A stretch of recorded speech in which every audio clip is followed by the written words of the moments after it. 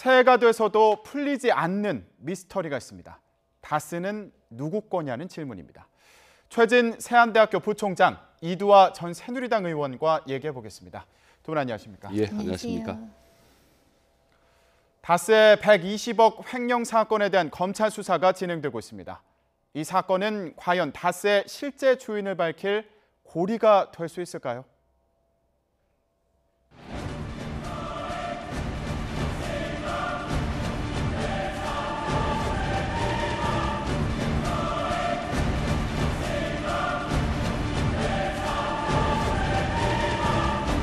특검의 수사 대상이 아닌 사건이어서 수사 관계에 포함하는 것이 적당치 않은 것으로 결론을 내린 것입니다.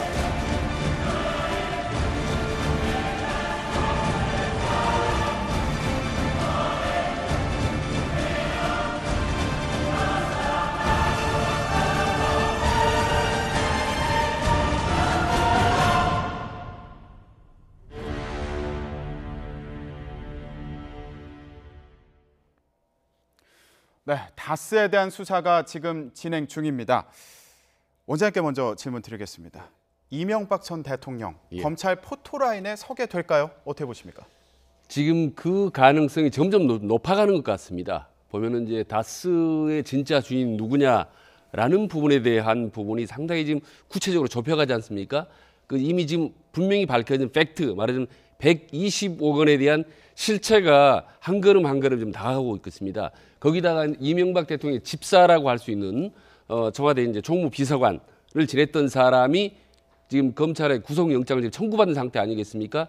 그래서 전방이 사방으로 지금 수사의 칼날이 바로 이명박 대통령 목전까지 왔다. 그래서 시시각각으로 그 검찰의 소환 가능성이 상당히 좀 높아 보입니다. 네. 의원님은 어떻게 보십니까? 네, 사실 이제 이명박 전 대통령과 관련돼서는 지금 다스 사건, 국정원 댓글, 그다음에 뭐 또 이제 국정원 특활비까지 지금 말씀하신 김백준 총무기획관 사건까지 이제 연결이 돼 있는데요. 말씀하신 것처럼 기본적으로 국정원 특활비와 관련해서는 박근혜 전 대통령과는 달리 이제 이 부분에 대해서 전 국정원장들이나 아니면 이제 돈을 받았을 거라고 짐작되는 사람들도 이 부분에 대해서 이명박 전 대통령의 관련성이 없다고 얘기를 하고 있기 때문에 이 관련해서는 포토라인에 설 가능성이 좀 낮지 않나 싶고요. 그리고 또 국정원 댓글 사건도 그런 것 같습니다. 지금 이 부분은 거의 정리가 되고 있는 입장이니까 이와 관련해서는 포토라인에 설 가능성이 거의 없다고 보여지지만 지금 말씀하신 것처럼 다스 사건과 관련해서는 지금 고발인, 피고발인의 상태도 있고요. 또 참고인인 사건도 있기 때문에 다스 사건 관련해서는 이제 피고발인으로든 아니면 참고인으로든 검찰에서는 소환을 해서 포토라인에 세우려고 마음을 먹고 있는 것 같습니다. 그러면 지금 뭐 추가적인 정황이나 주장들이 계속 나오고 있는 상황인데 오늘 그 이명박 전 대통령이 다스의 실소유주 아니냐 이 의혹과 관련해서 박범계 민주당 의원이 이런 얘기를 했습니다. 제가 좀 읽어드리겠습니다. 2001년과 2008년에 각각 다스에 입사한 두 사람이 검찰에서 MB의 허락을 받아서 입사했다고 진술했다. MB가 다스와 무관하면 있을 수 없는 일이다. 진술이 매우 구체적이고 아주 직접적이어서 검찰 수사의 기초가 되고 있다. 네, 아직까지는 박범계 의원의 주장입니다만, 자 어떻게 들으셨습니까? 지금 뭐 상당히 일리가 있어 보입니다. 그리고 박범계 의원도 주장이 구체적이고 또 진술을 받은 사람 역시 상당히 신빙성이 있다고 하지 않습니까? 이 외에도 이명박 대통령 아들 이시영 씨가 다스에서는 4년 만에 전무로 이제 초고속 승진한 부분도 좀 상당히 의혹을 사고 있는 부분이 아니겠습니까? 거기다가 아까 말씀드린 이제 120억의 횡령 부분도 지금 20대의 격리 직원이 빼돌렸다라고 지금 알려져 있지만은 당시 제보자에 의하면 사장이라든지 전무라든지 어떤 조직적인 공모가 아니고는 빼돌리기 힘든 상황이다라고 그런 추가적인 제보들이 계속 나오고 있거든요. 그런 점에서 본다면 앞으로 이후에도 상당히 추가적인 정황들, 증거들, 물증들이 좀 나올 가능성이 있다. 이렇게 되면은 지금 보니까 이명박 대통령이 만약에 포토라인에 서게 된다면 전두환, 노태우, 그리고 노무현 대통령에서 박근혜 대통령까지 5명이 전직 대통령이 자칫하면 포토라인에 설 그런 또 그 우려가 좀 예상이 됩니다. 예, 지금 뭐 이명박 전 대통령이 다스의 진짜 주인이다 이런 정황 계속 제기가 되고 있는데 추가적으로 어떤 것들이 나오는지 그리고 이게 진실인지 좀 더 지켜보도록 하겠습니다. 그러면 지금 이 다스의 실제 주인이 누구냐 이 수사를 했던 정호영 전 특검에 대해서 부실 수사 의혹도 제기가 되고 있습니다. 정호영 전 특검은 이를 반박했는데요. 뭐라고 했는지 들어보겠습니다. 짧은 수사기간 중에 구정 하루만 쉬면서 토요일, 일요일도 없이 열심히 수사하여 검찰에서 밝히지 못한 사실을 특검에서 밝혔음에도 후속 수사 등 그 뒤처리를 제대로 하지 않은 당시 검찰의 잘못을 지적하지 않고 특검 수사를 비난하는지 이해할 수 없습니다. 들의 의혹이 사라질 거라고 생각을 하십니까? 아닙니다. 이제 저기 끝까지 있습니다. 팔로우하지 마세요. 예. 또 다음 질문이요. 대답 안 하세요? 아까 말씀드렸잖아요. 질문을 다 받고 즉답이 어려운 게 많기 때문에 다른 특검부하고 상의를 해서 오늘 발표할 수 있는 거는 말씀드리고 안 되는 거는 나중에 간사기자를 통해서 발표를 한다고요. 저기 일요일날 이렇게 많은 기자들 모으셔서 기자회견을 한다는 건 그만큼 준비를 하셔서 오신다는 얘기 아닌가요? 지금 그것도 제가 갑자기 지금 이 자리에서 대답했다가 실수를 할 수도 있고 하니까.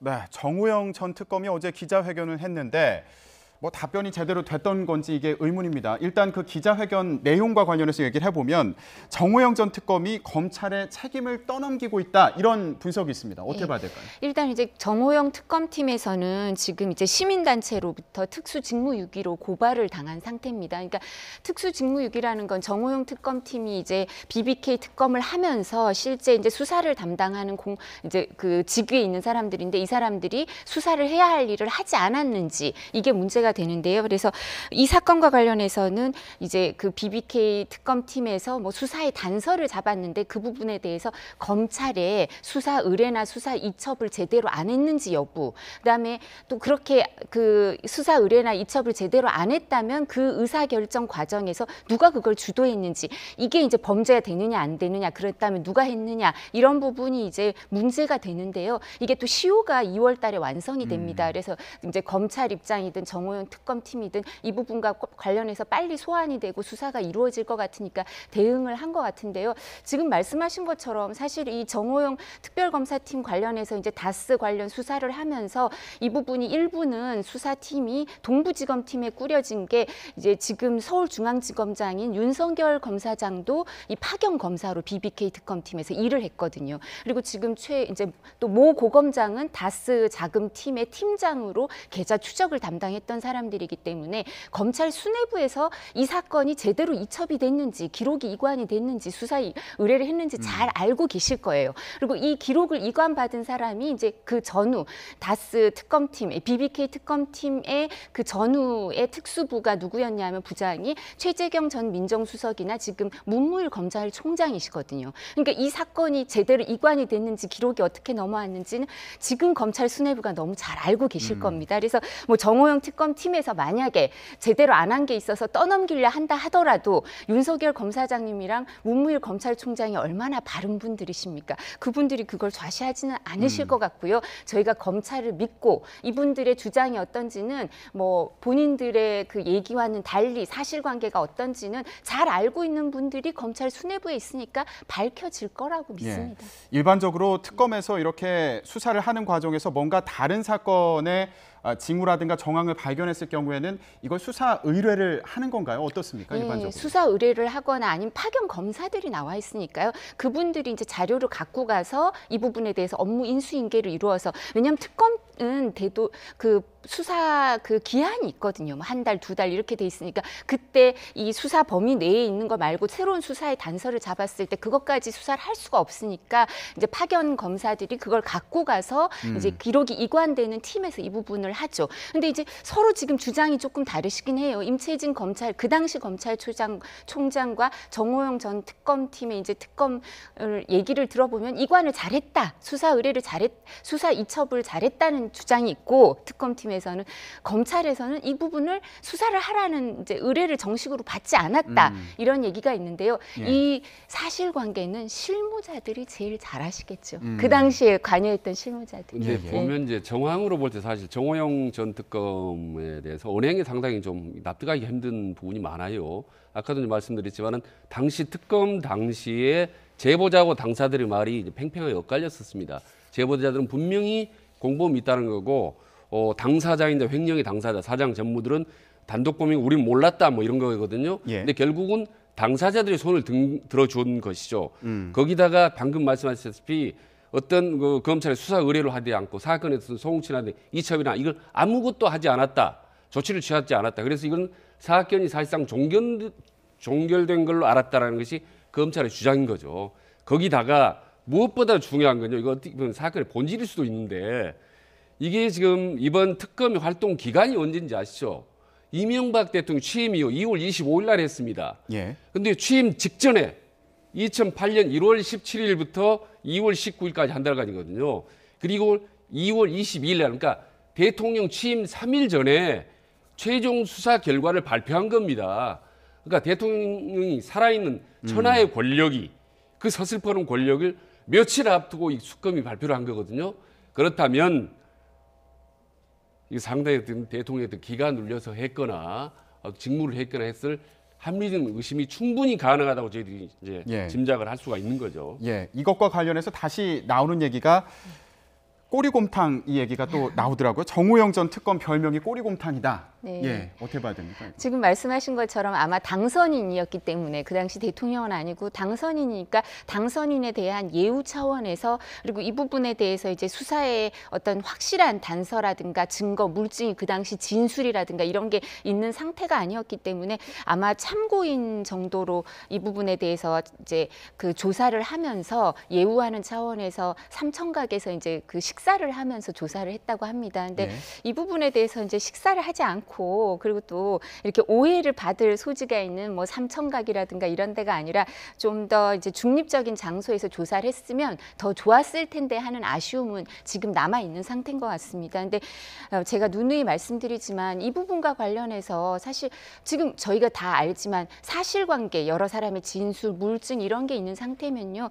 이제 손바닥으로 하늘을 가릴 수는 없고 이런 거고 또 무엇보다도 이 지금 실무자로 일했던 분들이 검찰의 그 수뇌부에 남아 있는 상태니까요. 이 사건은 저희가 예단하기보다는 뭐 검찰에서 이 부분을 왜 소홀히 하겠습니까? 대통령께서도 관심이 많고 국민들도 관심이 많은 사안이니까 이 부분에 대해서는 최선을 다해서 수사를 할 거라고 생각합니다. 그래서 결과를 기다려 보면 될 것 같습니다. 그래서 그때 이제 나왔던 얘기 이제 황제 수사 뭐 이런 얘기가 나왔었죠. 이제 아시다시피 삼청각이라는 게 옛날 대통령들이 이제 뭐 유흥을 베풀던 데 아니겠습니까?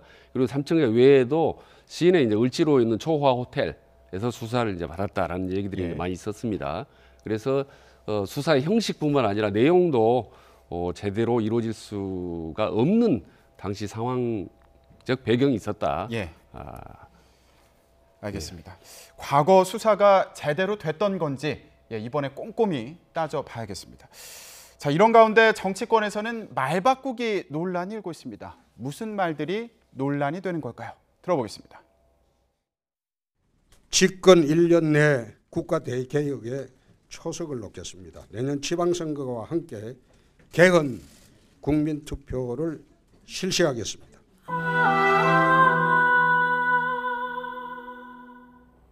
개헌은 시기의 문제가 아니고 내용의 문제입니다.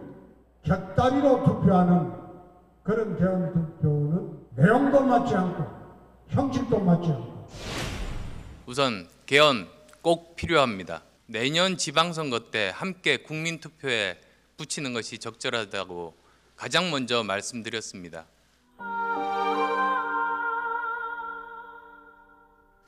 청와대발 지방선거용 개헌 공세를 준비하고 있음을 확인한 것입니다.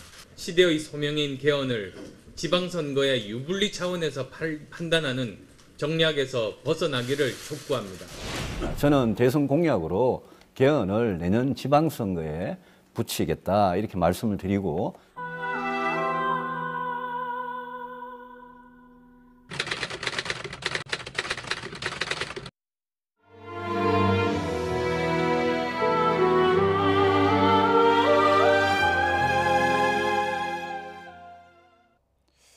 네, 6월 지방선거 때 개헌 투표를 같이 하자고 했던 대선 후보들 지금은 입장이 다른 것으로 보입니다. 왜 그렇다고 보십니까?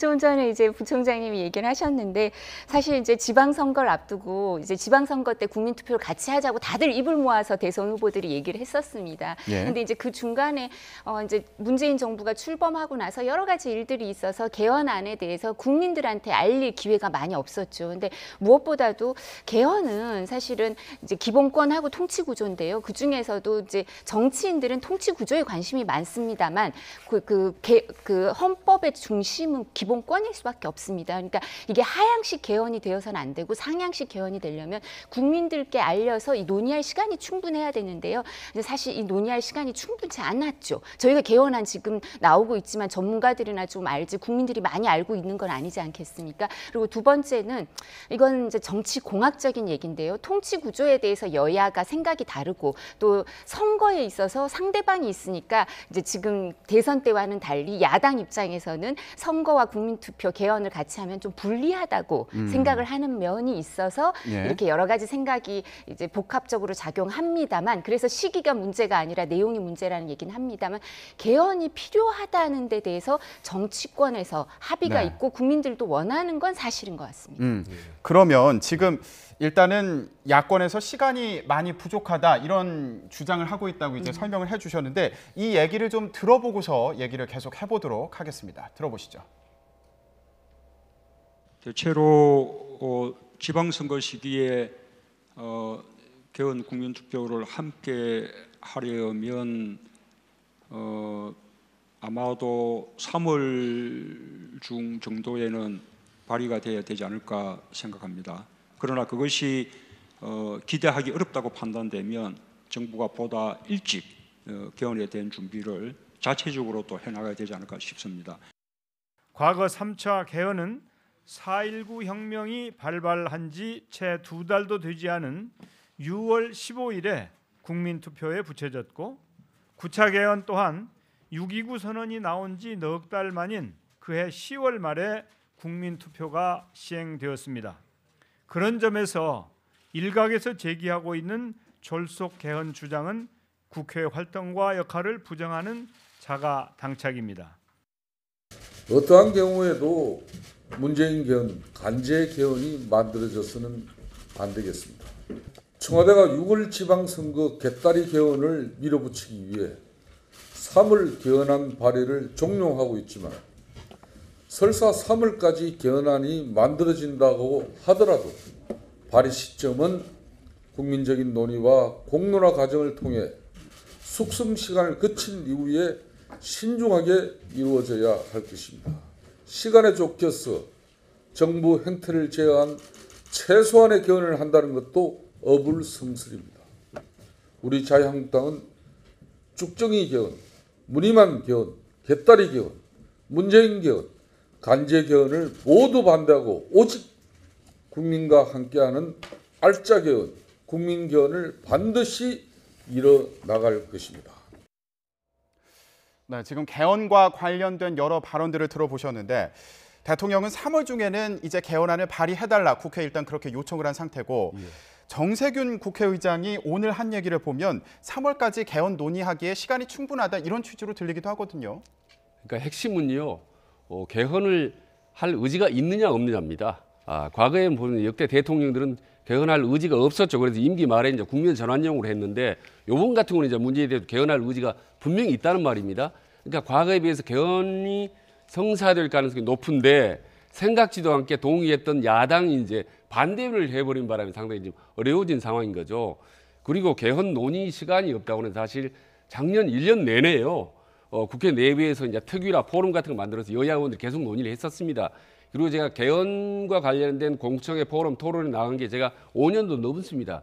그러니까 거의 길게로는요 10년, 더 길면 한 30년 논의해 왔거든요. 그래서 맘만 먹으면 되는데 이제 입장 그다음 말을 이제 확 바꾸는데 그거는 이제 아까 이주아 의원님도 말씀하셨지만은 지난번 탄핵 때 박근혜 뭐 국정농단 어쩌고 저쩌고 대통령 제도를 바꿔야 된다라는 논의가 많았지 않습니까? 그래서 국민들 민심의 대세는 개헌이었습니다. 그래서 개헌을 해야 된다라는 이제 워낙 여론이 본물치니까 여야 의원들이 할 수 없이 표를 얻기 위해서 다 개헌을 다 동의를 한 거죠. 근데 자기들이 대통령이 될 거를 알았던 거죠. 근데 뜻밖의 이제 문재인 대통령이 된 거죠. 그런데 문재인 대통령 지지도가만 낮았더라도 아마 지방선거 때 동시 실세를 하자고 했을 가능성이 높습니다. 근데 의외로 지금까지 70%가 넘고 만약에 이 상태에서 개헌을 한다. 6월 지방선거 때 그러면은 상당히 이 문재인 대통령의 현 정부 여당이 좀 유리하게 국면이 좀 전개될 가능성이 높죠. 네. 그래서 이제 야당 입장에서 사실 상당히 정치적인 고려를 해서 이제 여론의 어떤 비난 이런 부분을 감수하고라도 반대로 이제 돌아선다고 저는 봅니다. 정부 여당에 좀 유리한 개헌안이 나오지 않겠냐, 야권에서 이렇게 보고 있는 거 아니냐 이렇게 해석을 해주셨는데 실제로 그래서 그런지 지금 자유한국당에서는 이 개헌안 논쟁의 핵심을 청와대에서 개헌에 개입하겠다는 거냐 여기로 좀 몰고 가고 있는 것 같은 그런 느낌이 들기도 하거든요. 예, 왜냐하면 이제 그 공이 국회로 넘어왔기 때문에 이제 문재인 대통령의 신년 기자회견을 보면 개헌이 되든 안 되든 이 부분에 대해서 야당이 불리한 입장일 수밖에 없다 이런 생각을 하게 된 것 같습니다. 개헌을 하지 않으면 반개헌 세력이 되고 또 개헌을 하게 되더라도 이 부분에 있어서 주도권을 뺏긴 것 같고 이런 여러 가지 생각을 하게 되는데요. 지금 제가 말씀드렸던 것처럼 사실 이제 미국은 대통령들이 모두 자신만의 사법개혁이 있다 이런 얘기가 있는 것처럼 우리나라 대통령들도 개헌을 처음에는 원하지 않지만 어느 순간부터는 다 개헌을 원하거나 지금 문재인 대통령처럼 처음부터 개헌안을 생각하시는 분들이 있는데 그래서 우리 대통령들은 모두 자신만의 개헌안이 있다 이런 얘기를 법조인들이 하거든요. 네. 그뿐만 아니라 국회의장들도 다 자신만의 개헌안이 있으세요. 저도 18대 국회의원 할 때 그때도 개헌 특위가 있었고요. 개헌안이 거의 다 마련돼 있습니다. 근데 여기서 개헌안은 여러 가지 안이 마련돼 있는데 이 중에서 어떤 걸 선택할 것인가를 국민들께 이제 펼쳐주고 선택을 할 시간이 필요한 건 사실이고요. 그래서 이 부분에 대해서는 개헌이 필요하다는 거에 대해서는 누구나 다 합의를 하지만 어떤 개헌이 되어야 하느냐에 대해서는 좀 더 국민들 의사를 들어봐야 하는데 사실 우리 국민 그 헌법에 어떤 게 있냐면요. 군인은 현역을 면한 후가 아니면 국무위원이 될 수 없다, 국무총리가 될 수 없다 이런 안들이 있어요. 5.16 군사혁명 이런 거 이후에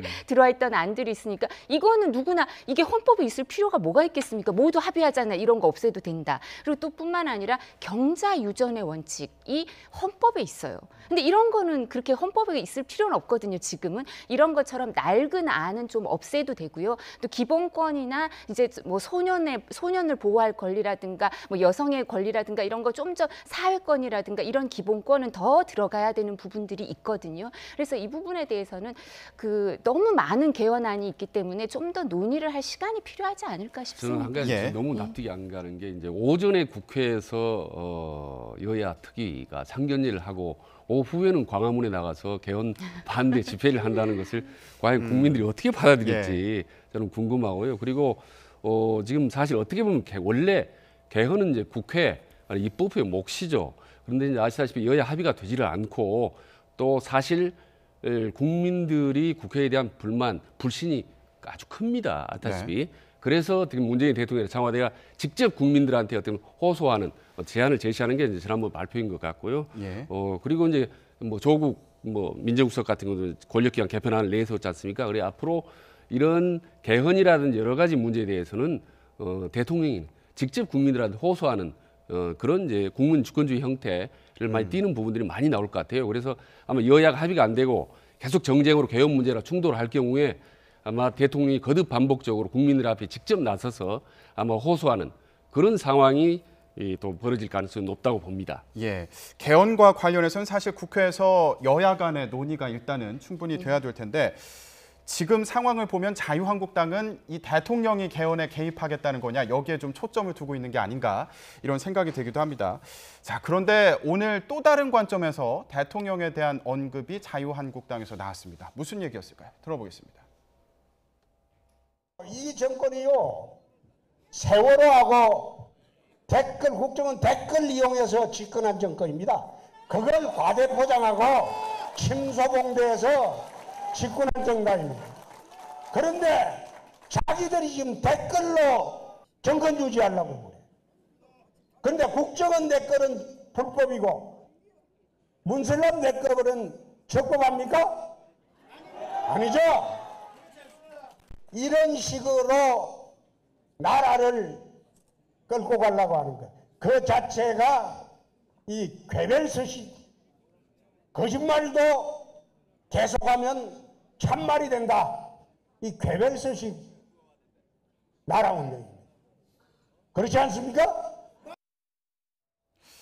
예, 지금 국정원 댓글은 불법이고 문슬람 댓글은 적법하냐 지금 이렇게 얘기했습니다. 이게 좀 적절한 비유인지 의문이 들어서 들어보고 얘기를 해봤으면 좋겠다 싶어서 지금 들려드렸거든요. 이렇게 적절해 보이지 않습니다. 조금 많이 나가신 게 아닌가라는, 왜냐하면 이 부분에 대해서 뭐 지금 방송을 보는 분들이나 아니면 저 현장에 있었던 분들도 동의하실 분이 어느 정도 있을까, 문슬람이란 표현에 그런 생각을 하고요.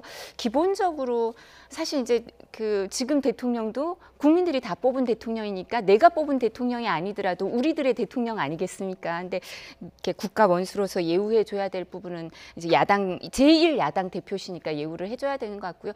지금 뭐 요새 유행하는 영화가 1987이라고 하는데 부산이 원래 야도 아니었습니까? 근데 부산에 지금도, 그리고 이제 박근혜 정부 때 부산이 야도로 넘어간 게 확실한 것 같습니다. YS나 그때는 이제 여당 쪽으로 넘어왔었지만, 그런데 저기 가서 이렇게 말씀을 하시는 거는 오히려 지방선거에도 도움이 안 되지 않을까 싶습니다. 지금 국정원 댓글과 문재인 대통령 지지층의 댓글을 좀 동일한 선상에 놓고서 얘기를 한 것 같은데 어떻게 들으셨습니까? 그 비교 자체가 안 되죠. 지금 뭐 국민들이야 얼마든지 자기 의사 표현을 할 수 있지만은 정부 예산을 받는 국가의 몫을 묻는 공무원이 그게만 정식으로 댓글을 한다는 것은 비교 자체가 전혀 안 되는 거고요. 그리고 아까 이제 홍 대표 말씀 중에는 뭐 세월호로 뭐 대통령이 됐다 뭐 이런 표현도 있는데, 그렇다면 박근혜 전 대통령이 탄핵한 게 잘못된 건가? 그렇다면 왜 친박은 퇴출했는가? 이런 이제 의심이 들고요. 그리고 아무리 이제 화가 났더라도 대통령이나 그 지지자를 무슨 무슬림이나 괴벨스 이런 데도 비교한다는 거는 말씀한 대로 나가도 너무 나간 거 아닌가라는 생각이 좀 듭니다. 예, 알겠습니다. 오늘도 정치권에는 논쟁거리와 그리고 풀어야 될 일들이 참 많아 보입니다. 오늘 말씀은 여기까지 듣겠습니다. 두 분 고맙습니다.